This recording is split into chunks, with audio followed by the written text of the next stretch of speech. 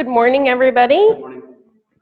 So excited to have you guys here. This is the first time that we're offering this class, really out of a response from parents asking for more tools for elementary age children. So if you have younger children, I just do want you to know that this is geared towards the elementary age, and there are parts of this for sure that you can use, and then part of it you'll be able to look towards in the future. My name's Tamara Sheesley Balis, for those of you who I don't know. So let's be clear. Everything we're going to do today is about the relationship. It is, because part of what happens is we think that we can manage them, right? And as they hit first grade, well, you know this. They are themselves, and they do not have role models of subservience, and we don't want them to, right? So what we're looking at is, how do you keep them all the way turned on and engaged and empowered, and have them know how to work inside of a team framework? Because a family is a team, right? A family, and on teams, when you have someone who's not pulling their, when you have somebody who can't get along with other people, it impacts the whole team. Same with a family. Like, when we don't have that relationship intact, or when we get into power struggles, which, by the way, you are not the only one, I promise, right? And so what are the tools to help us navigate that, as our children are in a Montessori school where they are incredibly empowered in their own learning and their own growth? The other thing we really want to pay attention to is, where are we getting them?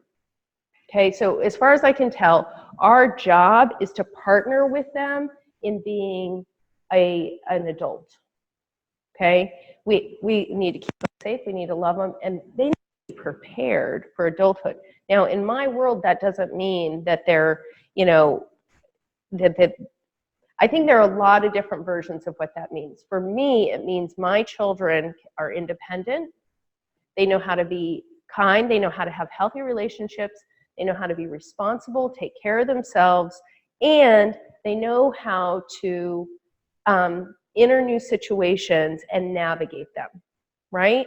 Because part of what's happening right now, culturally, the most recent article I saw said 30% of students who are going into college are staying in college. 30%.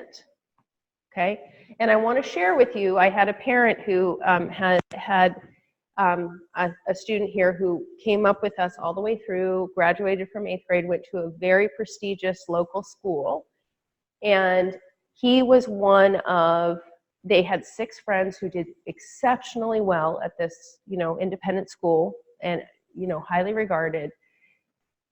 This past year was his first year of college.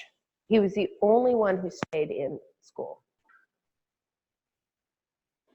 Another friend's son just came back from college. Out of 12 friends, 3 of them made it through the first year. Okay? I mean, it's a real issue. We are not setting our children up, our adolescents up, to actually be successful, because, I mean, or I should say 30% of us are setting them up to be successful. Then when you look at the numbers, and this is information from Harvard, but these high achieving schools, over 50% of their population is medicated. Over 50% are medicated for anxiety and depression, right? So so these tools that we bring, this is about really how your children grow up, how my children grow up, how are they ready to enter the world, right? And I think that, quite frankly, the way that the culture is going as a whole is not supporting that a healthy way of being, and we have to actually take a stand and really be willing to say, no, we're doing it this way. No, we're in partnership. No, it's okay if they mess up. No, it's like, we're walking in today, my youngest one said, I forgot my lunch. I said, oh, bummer. And we kept going. There was no, Mom, what are you gonna, like, no, like, that she's gonna solve that, right? So for you, this is just, and I'm going to have you in a partner share, right? Find somebody near you. If you are in a relationship with someone in the room, if you could find somebody else to talk to, that'd be great, because you're going to get to talk to each other later. What goals do you have in place for your child's empowerment and engagement in your household? Like, what do you want them to have in the household? How do you want it to look? What are the outcomes? And what systems do you have currently in place? Because this is actually probably one of the biggest struggles that people have as parents, is we are these actively engaged parents, right? Everybody in this room, I can tell you're an actively engaged parent because you're here, right? You want to do what's right. And a lot of times that means we think that we need to tell them how to do something. And actually a huge part of what we can do for them is to actually bite our tongues. And you're not the, I mean, to this, you know, I have 2 Montessori credentials. I'm still challenged by this as I watch, you know, even, you know, Georgia walking out of the house without her lunch. Now, I didn't see it today, and there are times where I see it, and do I say anything? Do I not? Like, what's the, how do we help them build that skill? And the bananas and, I don't remember what else, cucumber are a perfect example, because it's not going to hurt her. Right? It's not. And so what we do is we keep talking to them so much about everything, they actually stop thinking. They don't have to think. We do the thinking for them. Right? So if we manage everything they're doing, their brain turns off. Okay, so perfect. That's a great example. Thank you. Okay, so we're going to talk today about building a toolkit. So our first tool, and we're just gonna dig into tools, right? Because a lot of you have come to our other sessions. We've talked about a lot of the other pieces, but we've never gotten into these specifically. Is a family meeting.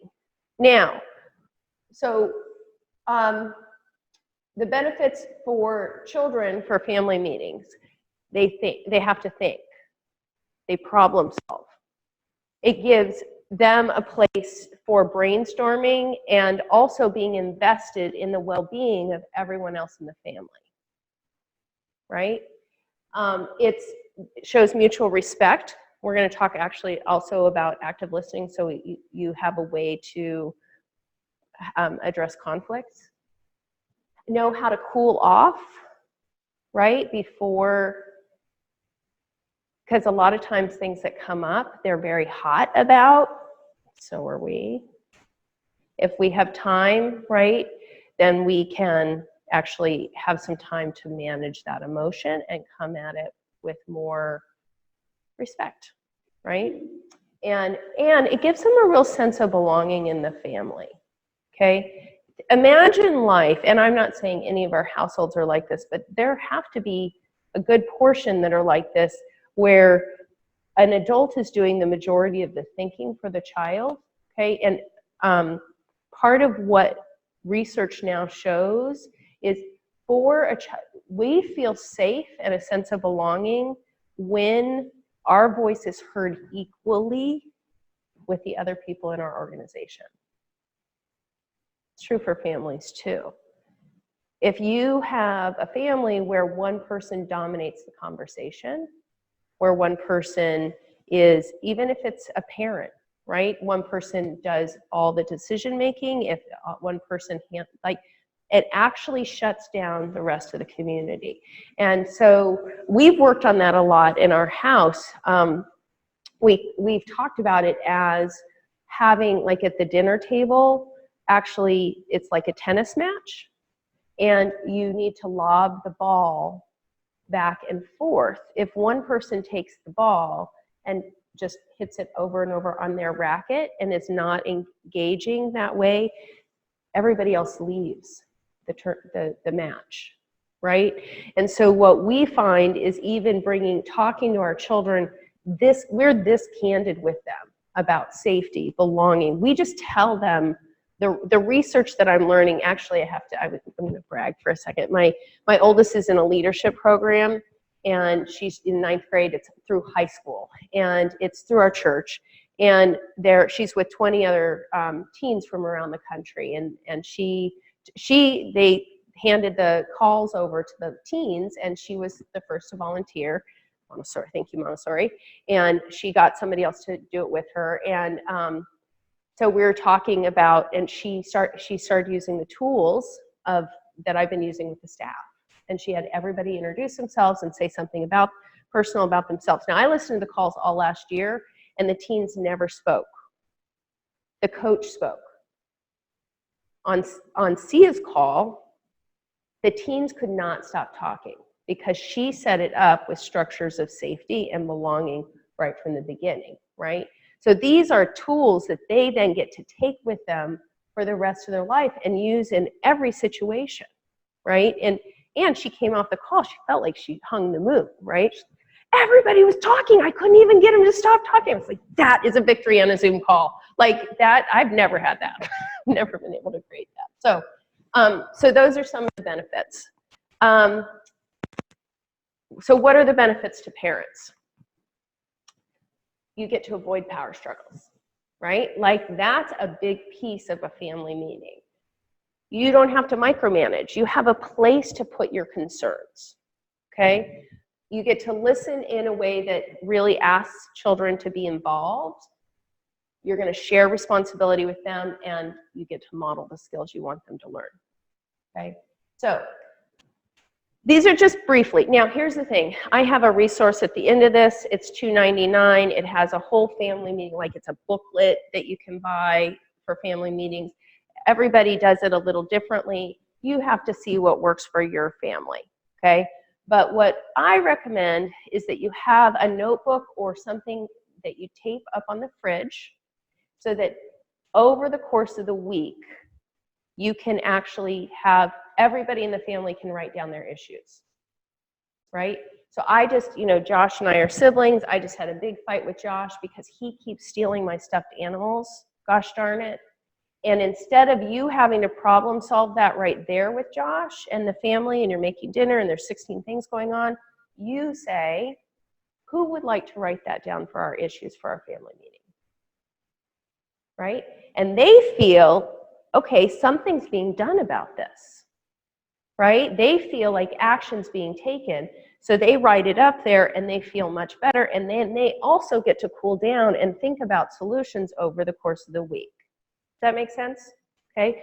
Now, I write down a lot of issues too. Okay, it's not just for the children.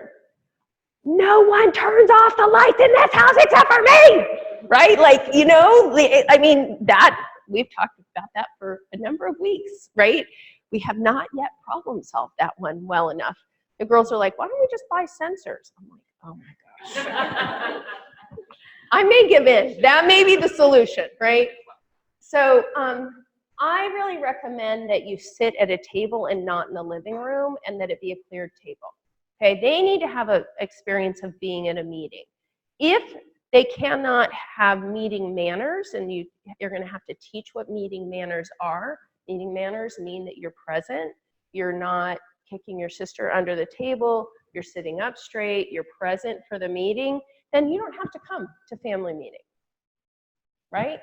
For us, our allowance is tied into family meeting. If you come to family meeting, you get allowance. Okay? And then we'll talk about how we use that. But that way, and I have had one of my youngest once decided not to come to family meeting. Now, she sat on the couch and she kept trying to yell to participate. And we were like, if you don't come to family meeting, you don't get to actually vote on whatever it is we're talking about, right? It's like, so attendance is optional. They do not have to come, right? There's no must. Yeah. That's their choice. It's interesting. Then he doesn't get it. He's a he. I've met him, right? Okay. Then he doesn't get a vote in what the solutions are. And I tell you, I will share with you that in our house, if I ever tried to do a family meeting without my husband, he would be very unhappy about it because it's such a critical part of how we run as a family. Now, it didn't start out that way. And it's optional. He's not getting an allowance either. Yeah. So I find about age 4 that they can participate fully. Okay, so you're not far away. You are.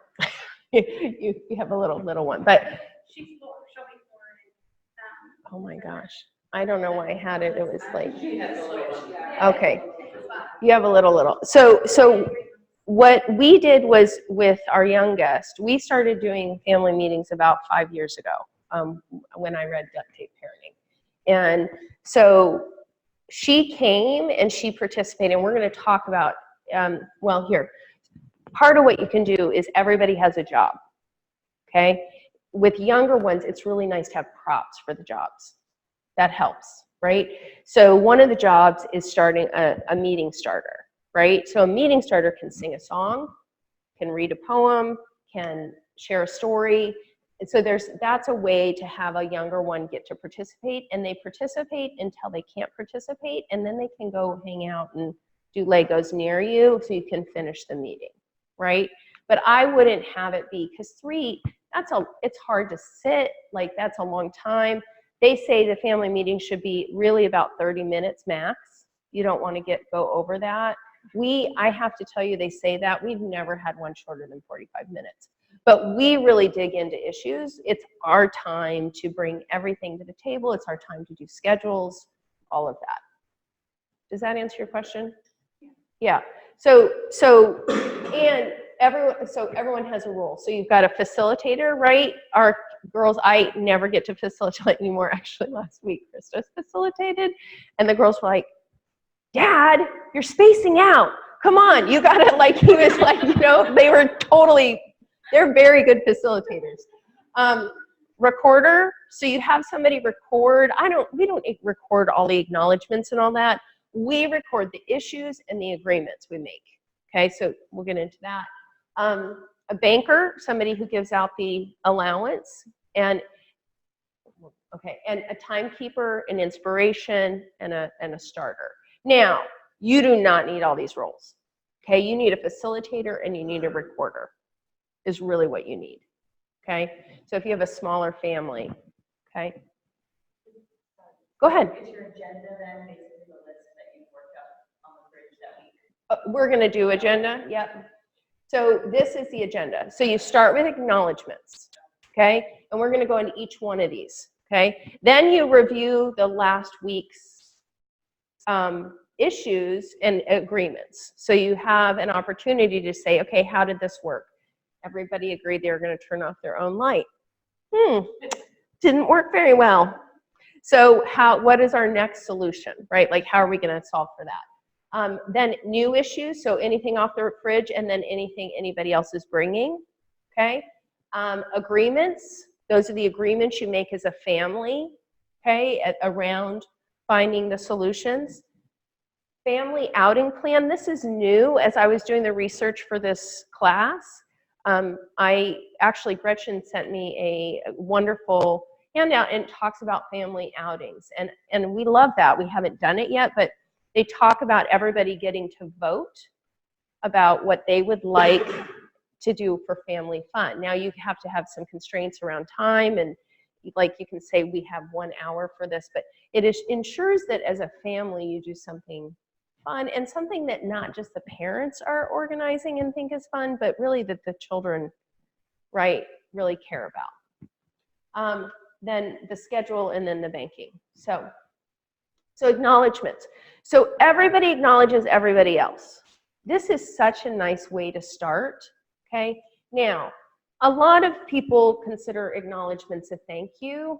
We really try to make the acknowledgements have more depth. We really try to have our acknowledgements talk about who the person is being.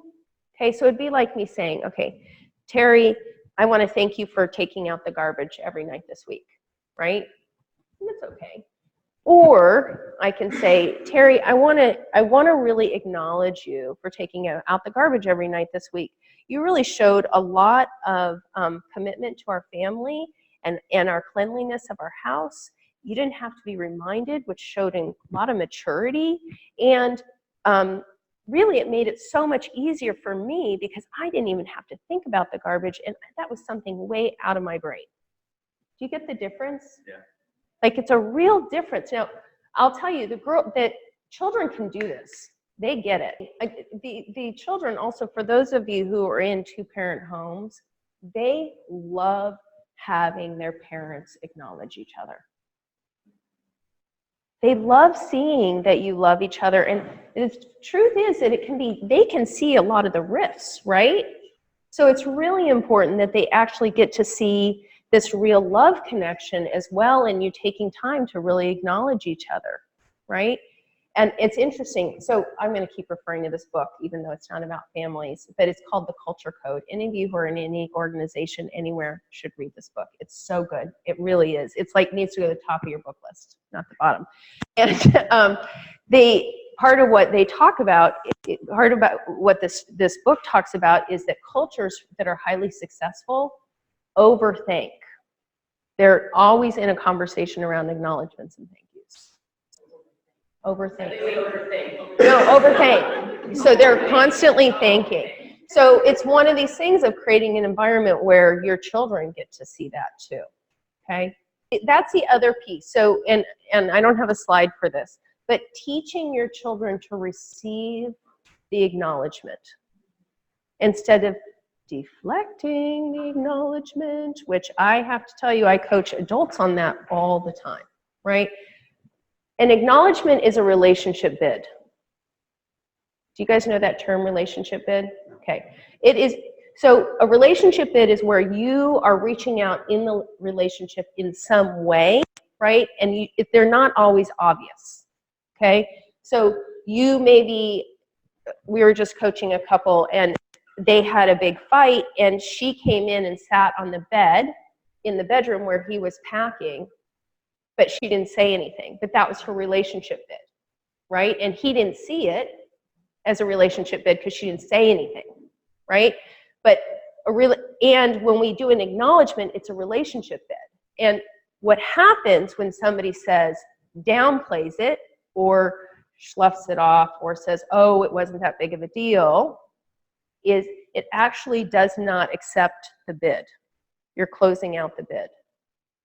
It's a deflect, it blocks the relationship. Does that make sense? What if you don't know it's a bid, though? You don't, What if you don't oftentimes. recognize it's a bid?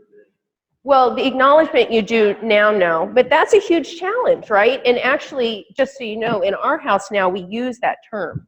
Oh, is this a relationship bid?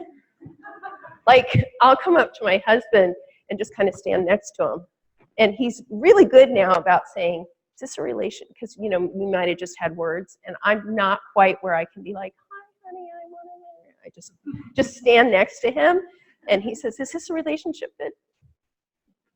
Okay, right? Like, just having the language around it. We don't always know, but in the acknowledgement process, we do know, right? So teaching them to say, thank you, I got that, or that means a lot, or I really appreciate that, right? That will be a skill they will use for the rest of their life, because I work with so many adults who can't take it in, right? So, okay. Anything else about that? Questions, thoughts? No?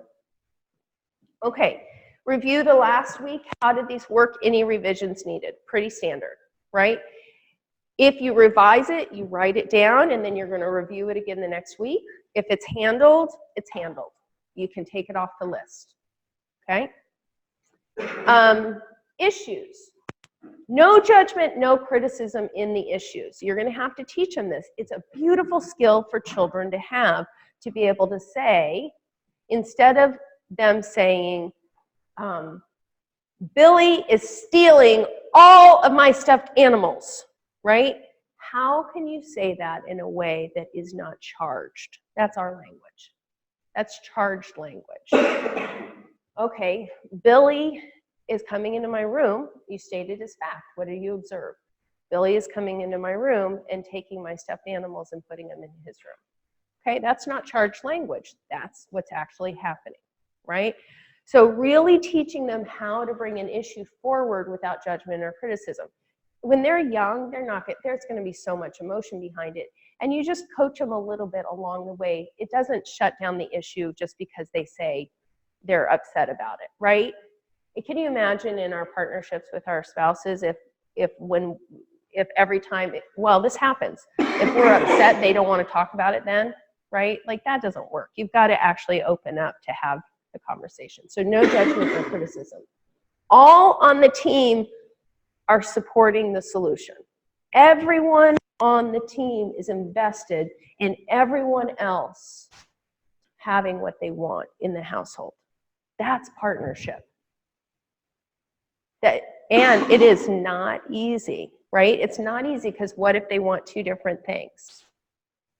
It's an opportunity to really think creatively and find a solution that works for everybody, right? And I will tell you, this is one thing, a place of not doing the thinking for them. When they come up with a solution, you're gonna let them try it. You cannot talk them out of it. We had it just a couple of weeks ago. I don't even remember what the thing was, but the girls are coming up with this big, intricate solution to something that and Chris just looked at me like, I know, right? We know that. It's not gonna work. It's okay.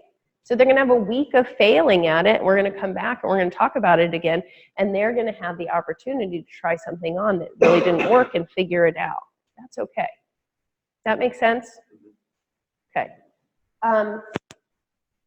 And that's it. Parents, careful not to brush their suggestions off, right? That's why family meeting makes everybody feel a sense of belonging, because we're not the boss of family meeting. In family meeting, everyone is an equal.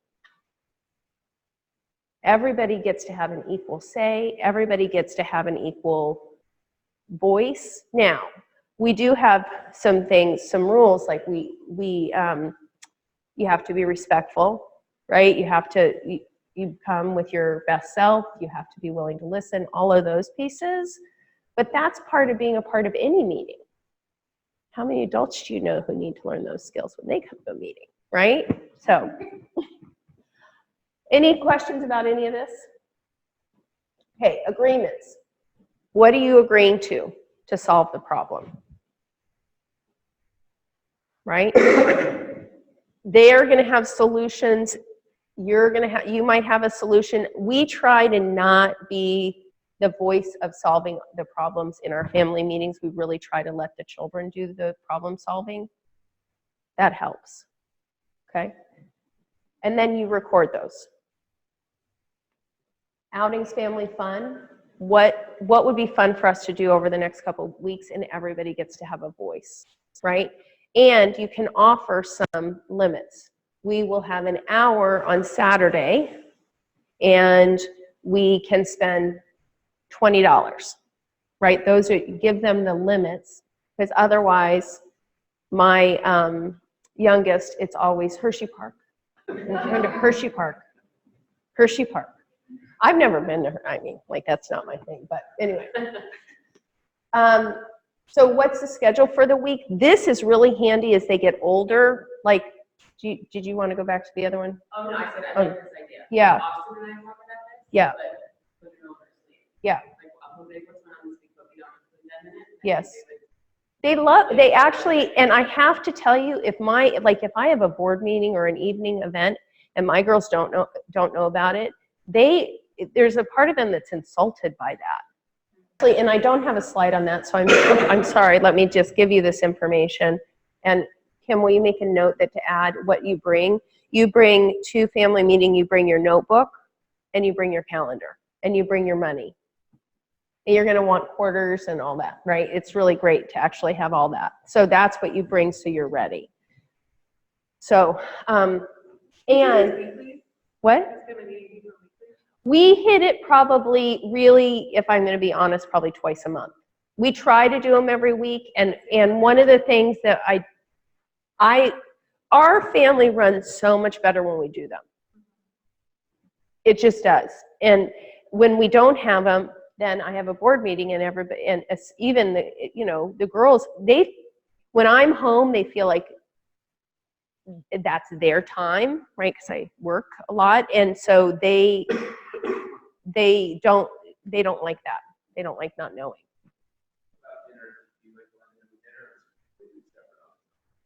It's not during dinner. Okay. I mean, It could, yeah. Yeah, no, I totally hear that, and we have not done it during dinner. I think some people probably try that.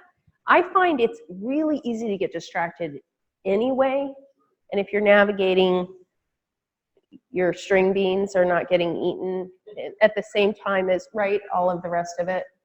When it works best for us, so also one of the things that I highly recommend is saying no to as many events as you can for the weekends, personally. We protect our home time, and we now do, on Saturday mornings, we have family meeting and then family clinic, which is where my husband, who's a chiropractor and acupuncturist, works on us all. And that's been really working well, you know, like it's great. And I know, it's so great, I have to tell you. And when I don't get worked on, I'm like the shoemaker's son with no shoes. Anyway, that works for us, but we are not playing soccer. We don't have all of that other stuff. So yeah, you just have to figure out where it works. And the girls will say, we need a family meeting, right? Yeah, okay, so any questions on that? So banking. So the allowance is distributed and debts are paid, right? So and we're gonna get into this, but when we talk about money and our relationship with money, but part of what we recommend is that, like, sometimes you go out with them, right, and they want XYZ. So I used to buy it, and then they'd have to owe me, but then I never got paid. It was very convenient. So now I keep the item until I'm paid, right? And that way, and sometimes I'll bring it to family meeting, and then we do our exchange.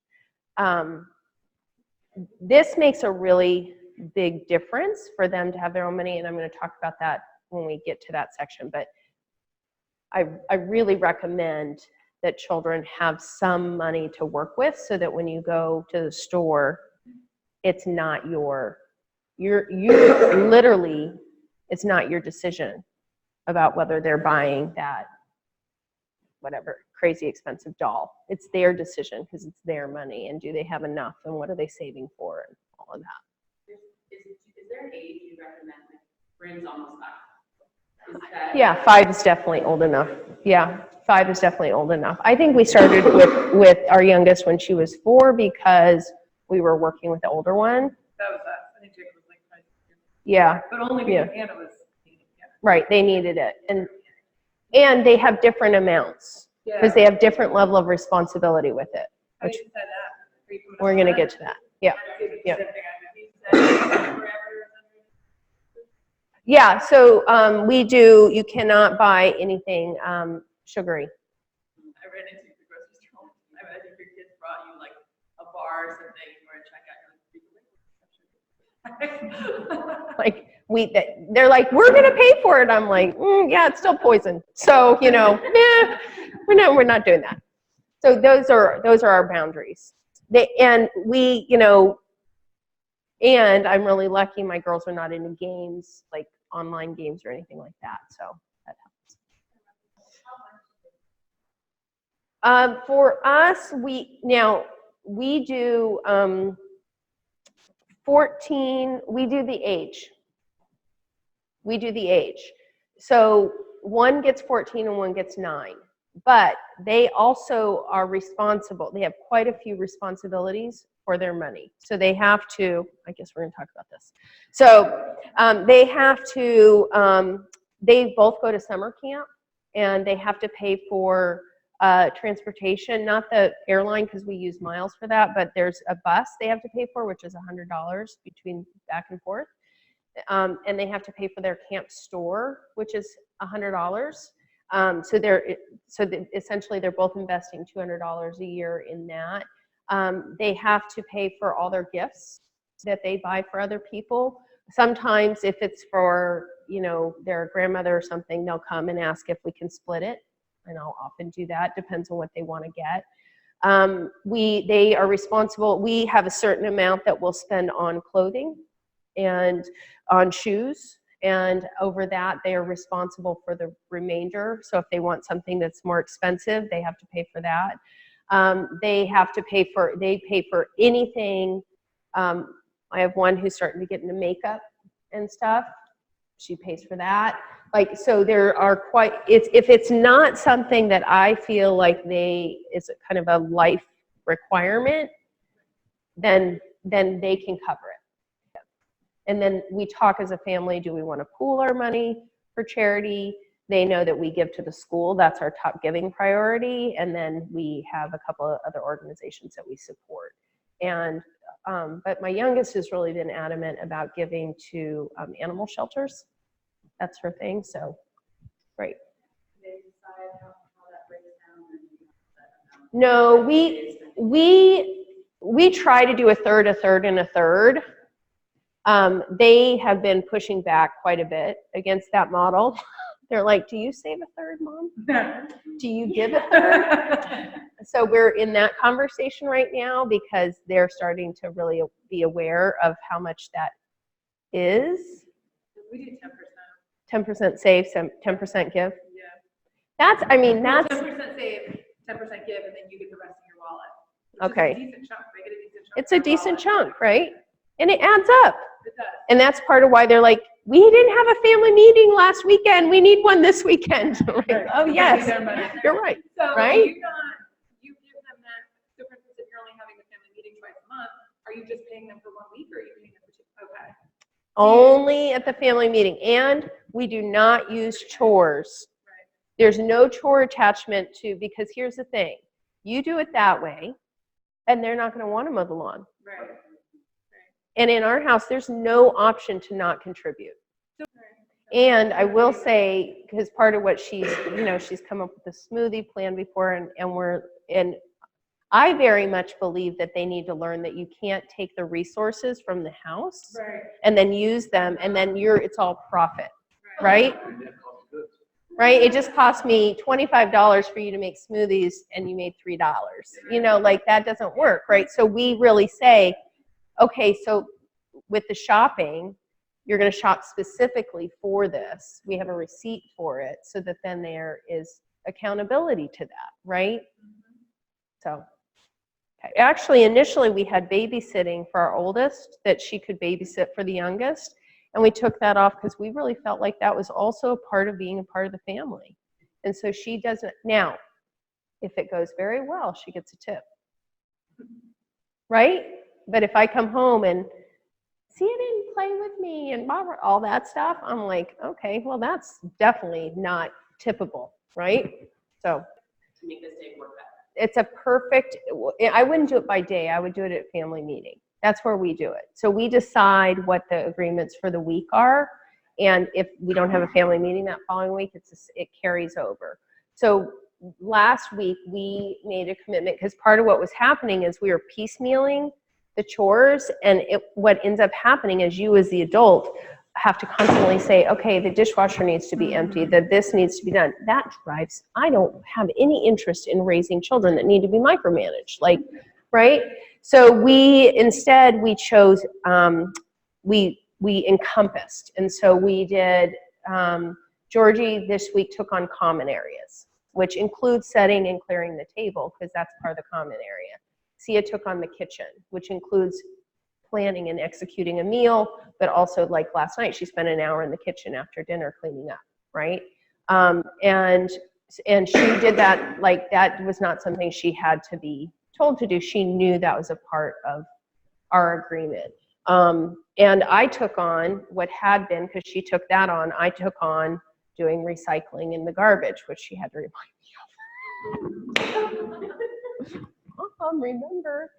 Yes, right. And I like to have them up on the fridge, right? So there's not even a conversation about it, that's just what happens. You mean have the agreement up on the fridge? Or just have a list of chores and everyone just remembers which ones they're doing? No, I have who's responsible for what. And they write up their own schedule at the family meeting for the week.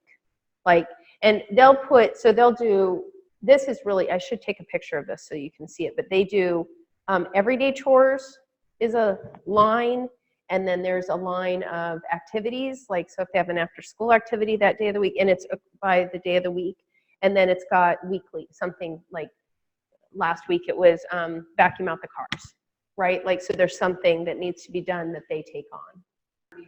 Dr. Montessori said if they can walk, they can work, right? So, and you can have the agreement, like their job is the forks on the table, whatever it is, right? Or to help clear the table or whatever. I will tell you, one of the things we really try to do with chores, so studies show over and over that culturally we hate chores and our kids hate chores, right? Like we have it as this kind of awful things for the most part. And in cultures where chores are just an expression of the family and it's just something that you do together, there's not actually resistance around doing them. A lot of times we try to send our children off to do their chores on their own, right? They don't enjoy that, right? And so part of what we've really taken on, and it took, I mean, I just learned this maybe 18 months ago, right? By the way, we are a very fallible family. We have a lot of, like we're not perfect by any means. I will say my girls are crazy empowered and very much in partnership though. That piece we're doing well. But so about 18 months ago, we realized that we were trying to send them off and there was so much resistance. So now what happens is we're basically in teams together and we work and it's time for us to be connected. It's kind of like us. We don't want to be sent off to, actually last night I was cleaning my, so it's actually infused the spirit of the family. So last night I was cleaning my office and my oldest came in and she said, "You're going to be working in here?" And I said, "Yeah, I need to get this cleaned up." And she said, "Oh, can I work in here?" And I want you to know my office is like one of the bathrooms. Like it's a little, right? So she comes in, she sits down with her work for school. And then Georgie said, "Well, can I work in here too?"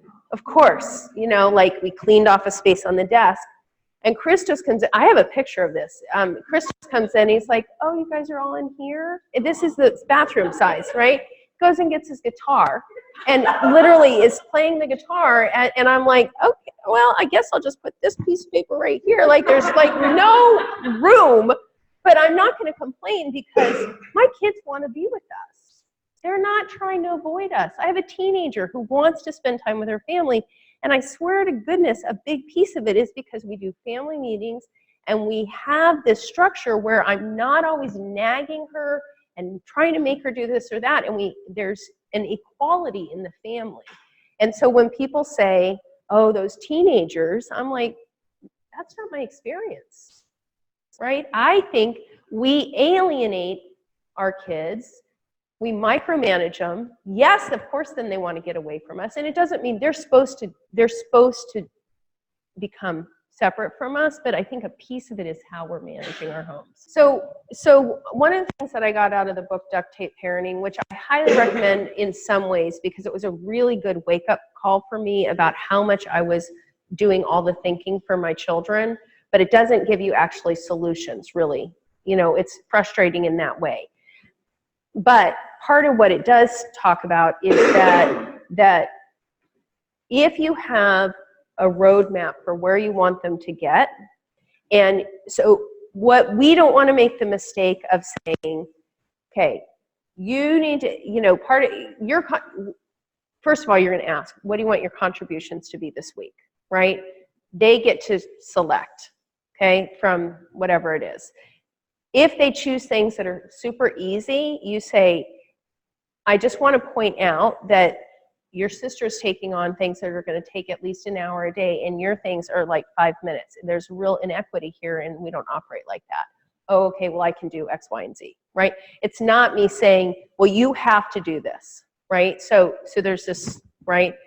And then you have this opportunity to measure by where they were rather than by the ultimate goal. So for us, if there are 3 days during the week where they didn't have to be asked, like when we initially started, that's a victory. right? And that's the victory. And you don't have to wait to acknowledge them at family meeting. It's very different than praise of like, good job. But this is like, Ian, you just did this without being asked. What a gift to our family. You're making it so easy. And then they may not do that again for 3 days. But then at family meeting, you get to say, you know what?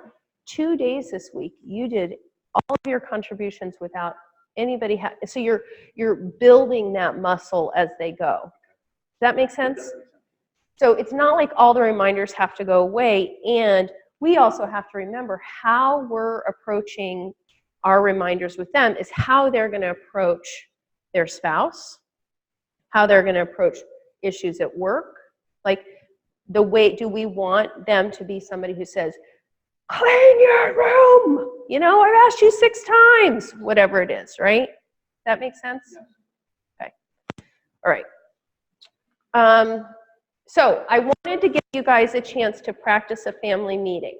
Okay, we'll do it in groups maybe of 4 each, and it's a role play. Choose 1 or 2 issues, but just so you get the opportunity to practice the flow.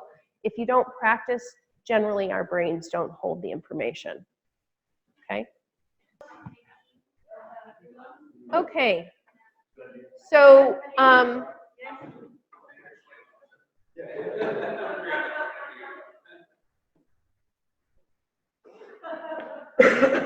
so how was that? Good? Yeah? Can you see using it at home? All right, great. So I'm going to go on to the next one. This is a huge, this tool has changed the relationship my children have with us as adults. Okay, the active listening.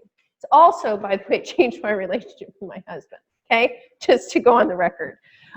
So it provides equity in the family. It allows you to have a way for people to actually, your child to actually tell you how they're feeling in a way that works, and vice versa. And it's a structure that really lets everybody feel heard. So with active listening, and I have a whole sheet. I will send you that on this as well. I have a sheet on this as well that I will send you. And so you're going to set your intention. So basically, active listening is that Marina and I just got in something where neither of us is feeling very good about it, or maybe just one of us is not feeling very good, right?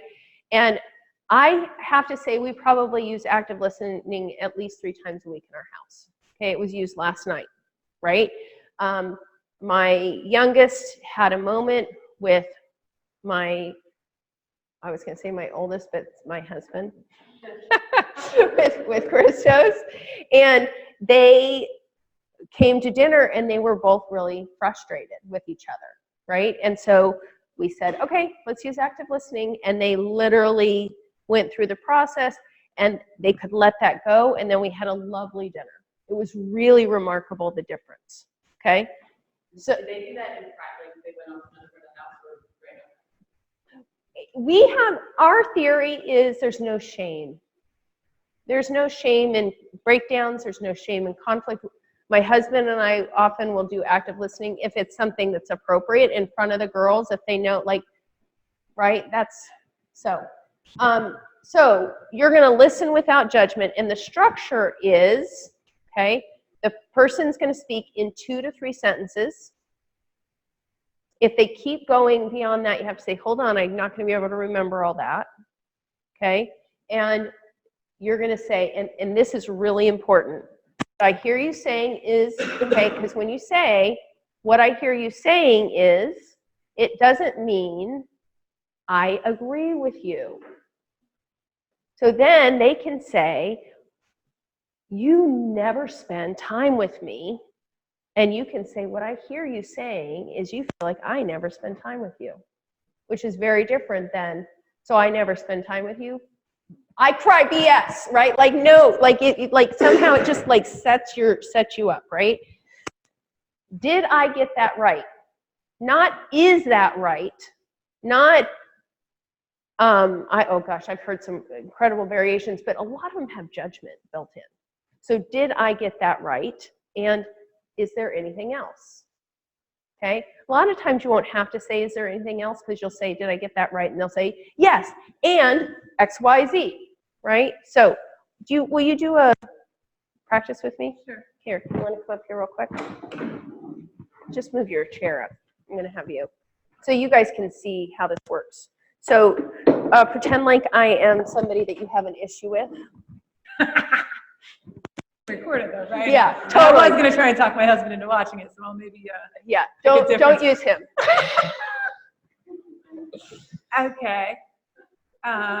Wait, so I have to come up with the issue? Yeah. Oh, man, I'm on the spot. So, All right. oh, well, do you know this? Do you know this I one know now? how to do this drill. Okay, I great. just can't I'll come do up it. with an issue. No, that's okay. All right. So I am really frustrated. I'm feeling, let's set our intentions. Our intention, we both want to create a sense of peace, right? Absolutely. Okay. And I'm really frustrated. Okay. I hear you saying that you are really frustrated. Yeah, like I'm the only one who seems to care about getting the bills paid at all. This is not true, but. I hear you saying that you feel like you're the only one who cares about getting the bills. Yeah, and you're just sitting there all the time. Like it feels very much like you're just sitting and that I'm running around like a chicken with my head cut off. Are you saying you feel like I'm just sitting around doing nothing while you are running around like a chicken with your head cut off? Is that right? Did I get that right? Did I get that right? Yes. Is there anything else? No, I think that's it. Okay. Do you have anything you want to say about that?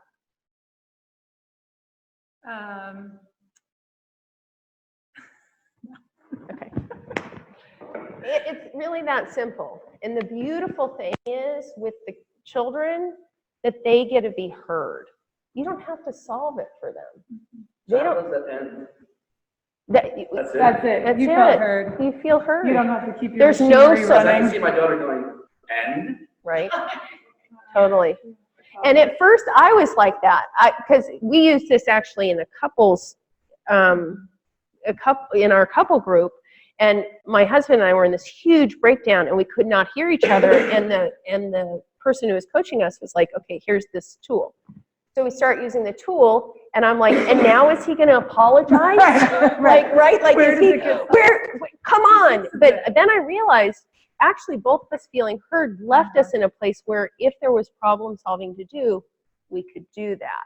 But I didn't really need an apology. I just wanted him to understand. So much of it is feeling like someone Yeah. gets you. You just So- want someone to get And- I think it just gets to a point that like listening without action Sure, festers as well. sure, Because sure. If nothing changes and people recognize that over time. Yeah, but you get to see then, for example, we just did active listening a couple days ago about getting out of the house on time, right, in the morning. And what came out of that for us is we all changed our behavior, but we didn't actually talk about changing that. Does that make sense? Yeah. And you may want to add something onto it. Like, it's totally up to you.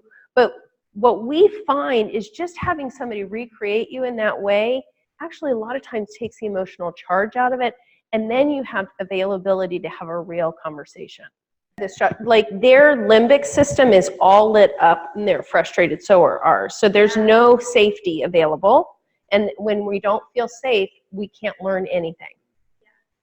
Right? So it's really about creating that sense of safety. And the next step, which sometimes we do, is called reflective listening. And that's where you take what they share and then you actually kind of up it by saying, it must have been really frustrating for you to feel like you weren't heard. And you try to speak to their emotions. And a lot of times that's also helpful. But we actually don't find we need that. Like it's just the thing of feeling heard. And I have to tell you, there are times, like last night with Christos, I give him a lot of credit because Georgie had been pushing back quite a bit, right? And they were trying to get through something. And then she's like, I want to do active listening. And I watch him go,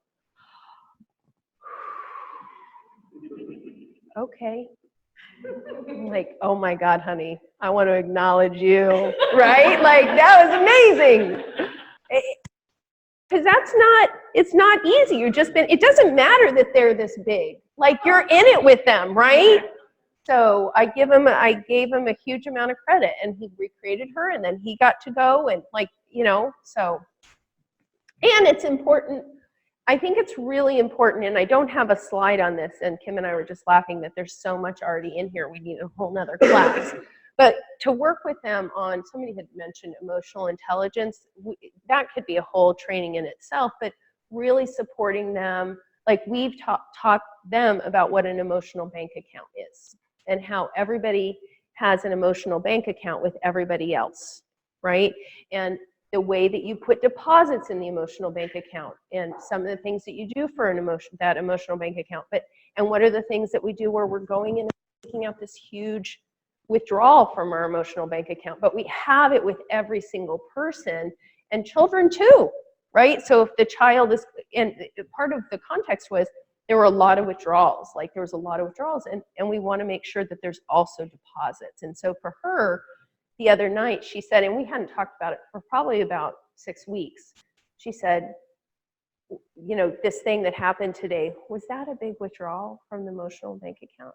And I said, it was a pretty good size withdrawal, but think about all these things that you've done that have been deposits. So there was plenty in there, and she really, so she got to articulate, like, I know that was really, I was being challenging, and I know. And for them, they're doing the best they can, just like we are. If they knew how to do better, they would be doing it better. There's always, and this is our discipline talk, but there's always something going on for them that would have them not be able to operate the way we would want. So, okay, so I think I just did, practicing. So I do want to have you guys practice a little bit with each other, okay? Pick an issue if you want. Use something that's really up for you with your child. That's fine. You're going to pretend like the other person is. It could be your child. It could be your spouse. It could be your mother, right? Whatever works. And here's the thing. This is like there's no golden bullet for everything, right? Like this is just a way for your child to feel heard and for you to feel heard with your child. Let's get clear that your child, like how, it's so hard because we're coming and we're saying, okay, Ashley, you know, whatever it is, and they're, you know, either they're listening or they're not, or they're right. So it's actually an opportunity for them to recreate you and for them to actually acknowledge how it occurs for you, which imagine if you'd had that with your parents.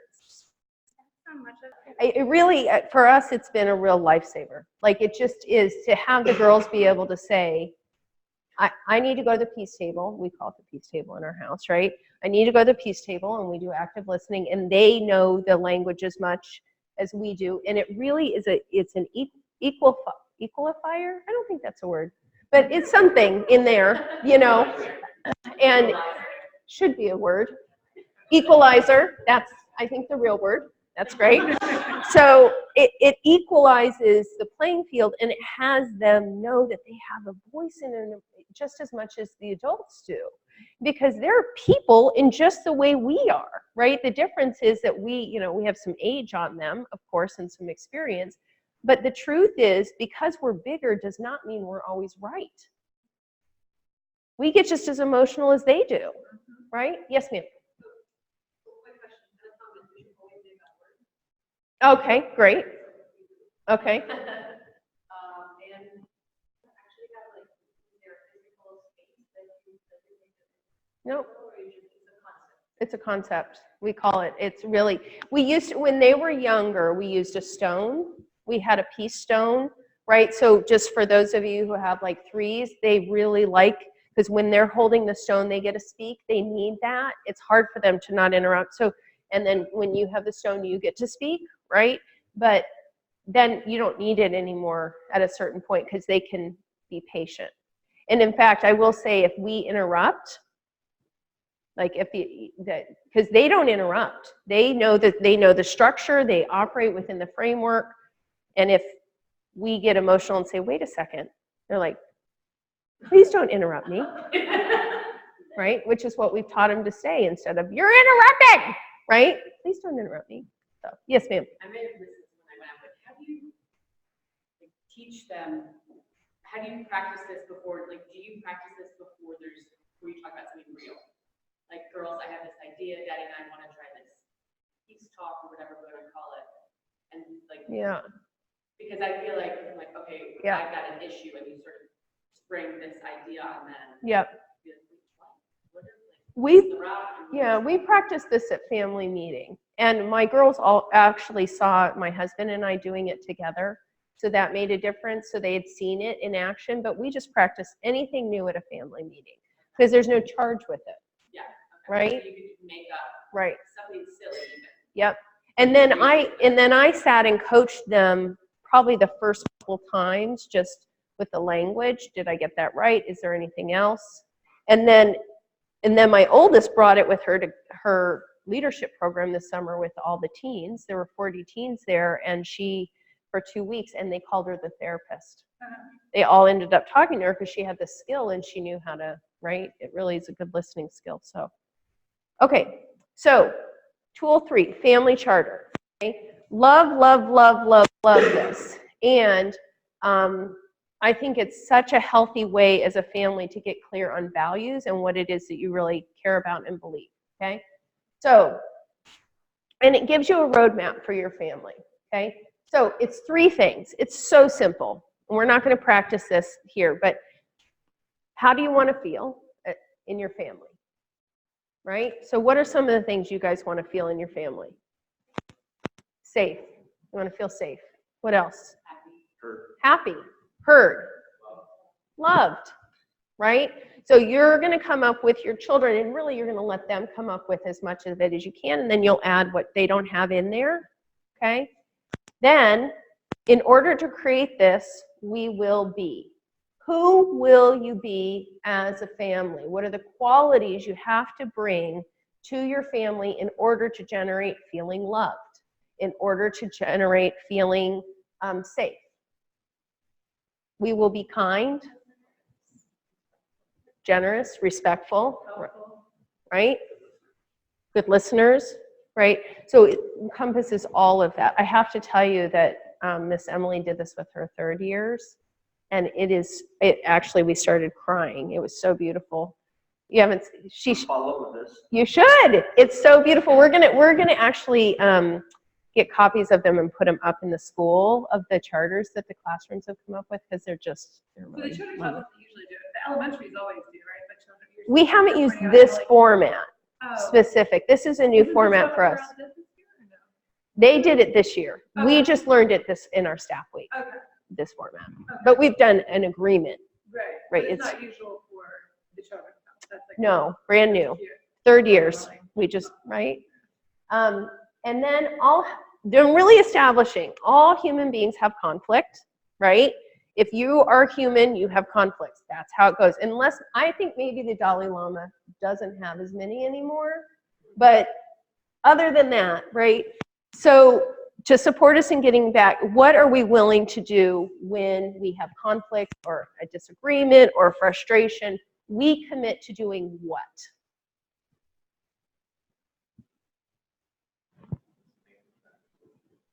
What'd you say?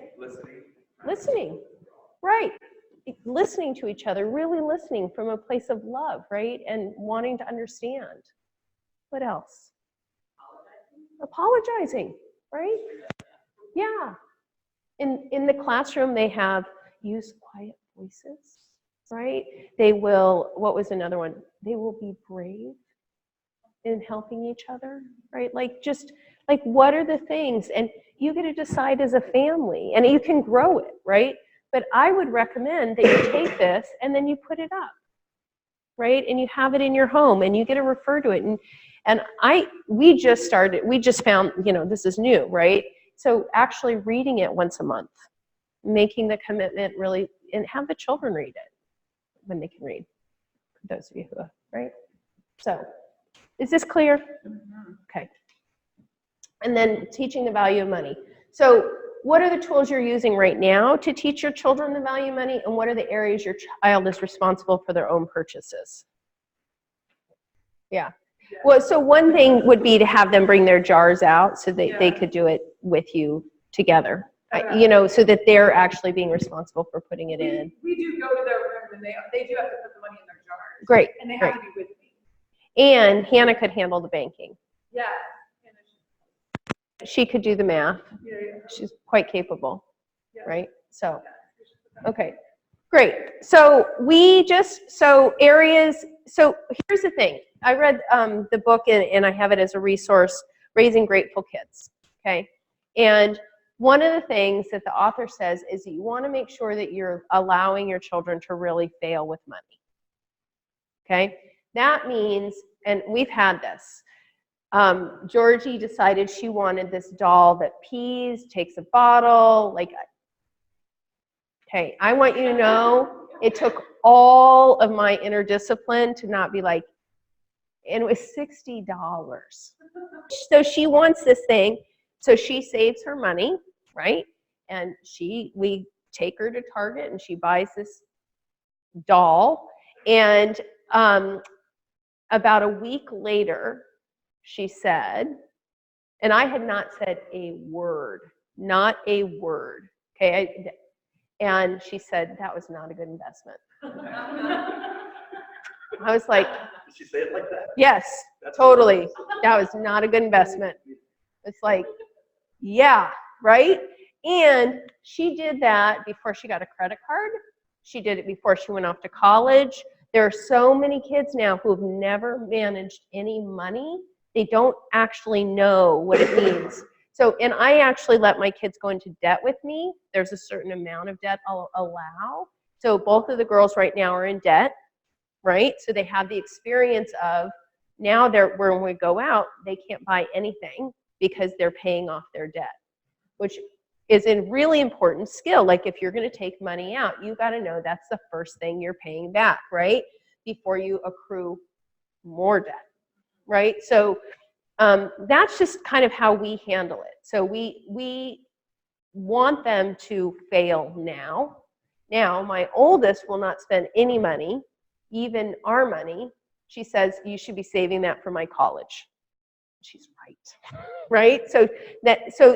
But part of what we let her do is early on she did spend money, and now she just saves. That's okay too, right? It's a great way to be. Well, if she's managing her own money, then she's going to learn through failure, right? Like if I had said to Georgie, don't buy that doll, it's so expensive, it's probably they spent $2 making it and you're spending $60 on it and it's going to pee everywhere and you're not going to really like having the water.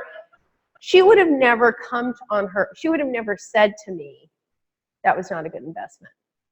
Because she would have had to be right that it was a great investment. So if you're going in with that power struggle, if you're worried about them having the skills, I highly recommend, I don't know what this is called. I shouldn't say this on tape. My kids will know that I do it. They're never going to watch this. Okay, so right? So what we do is if we have a skill we want them to learn, I tell a story about needing to learn that skill at dinner to my husband. Has nothing to do with them, right? So, the importance of managing your money. I just read about, and I make up stories all the time. Now, I will tell you, Georgie started to say to me, tell us that story again about whatever it was. And I'm like, oh my God, I don't know what I said, so you do have to be careful of that because, and probably lying to your children, I'm not advocating for that, but it is very helpful to tell stories that where you're learning the lesson that you want them to learn. And a friend of mine has a mom who's a therapist, and she says anything overheard goes in differently than when you're telling them directly. Sure. Because it doesn't feel threatening in any way. It's not a lecture. You're sharing, oh my gosh, I learned this lesson today, right? So, and a lot of times, just as an aside, at dinner, we'll say, okay, what was your biggest mistake of the day? And we celebrate our mistakes. Like, really be in those conversations where it's safe, right? So jars, right? Like, just jars, totally. They live in my girls' rooms. Yep. So, and I'll tell you the time I had to hold my tongue the most is Georgie took everything out of her spend jar and put it in a box and brought it to school. It's like $60. And she brought it in for her to do the book fair, which in our house, they're like, Grandparents' Day is now in the spring. They can't believe they have to wait a whole year and a half for the book fair. It's like the countdown. And she bought other people's books, and she came home with 43 cents. Huge lesson. And we talked about it, how do you feel? Well, it was great at the time. I loved being able to, and so-and-so asked for this, and I wanted so-and-so asked for this, and she didn't say no. So she learned that lesson. And she said, but now I don't feel very good because I don't have anything left. I was like, yeah, that's hard. And generosity is a really hard conversation. I don't have the solution for that. Well, we budget generosity. We budget generosity. Budgeting is an important skill. You know what? That's a great. Have an intention about how much you want to share with people. I want to buy $20 worth of books for my friends. Love that. Budgeting generosity. I'm going to add that. Next year, people are going to get that. Okay, so that's really it. I have 2 resources for you. This is the family meeting. You get it off of positivediscipline.com. It's $2.99. It's got a lot more in the family meeting if you're interested. And then Raising Grateful Kids in an Entitled World. And there's another one that's not listed here. But any questions, thoughts, anything? We're going to wrap up here. Nope. Thank you so much. Was this helpful? First time we've done it. Please let us know other topics.